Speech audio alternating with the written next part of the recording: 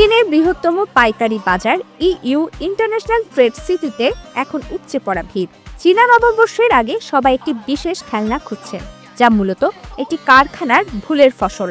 তবে এই ভুলই এখন দেশটিতে জনপ্রিয়তার শীর্ষে। সামাজিক যোগাযোগ মাধ্যমে ভাইরাল হওয়া এই খেলনাটি মূলত একটি লাল রঙের তুলতুলে ঘোড়া।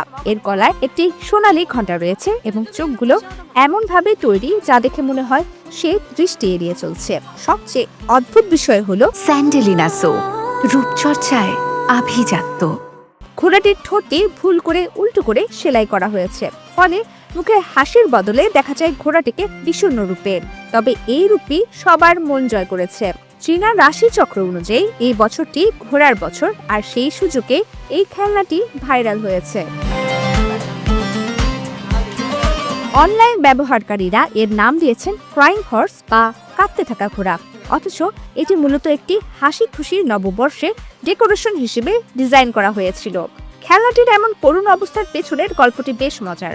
হ্যাপি সিস্টার নামক দোকানের মালিক ঝান হুয়ং কিং বলেন, একজন কর্মী ভুলবশত ঘোড়াটির মুখ উল্টো করে সেলাই করে ফেলেছিলেন।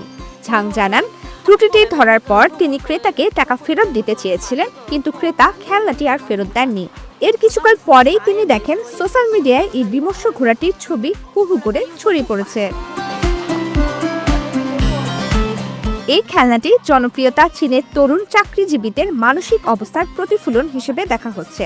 দীর্ঘ কর্মঘণ্টা এবং কাজের চাপে পিষ্ট তরুণরা বলছেন, এই ঘোড়াটির বিষণ্ণ অভিব্যক্তি আসলে তাদের নিজেদেরই প্রতিচ্ছবি। এছাড়া বর্তমানে চীনে আগলি কিউট বা কুৎসিত কিন্তু কিউট খেলনার যে ট্রেন্ড চলছে, এটি তার সাথে মিলে গেছে।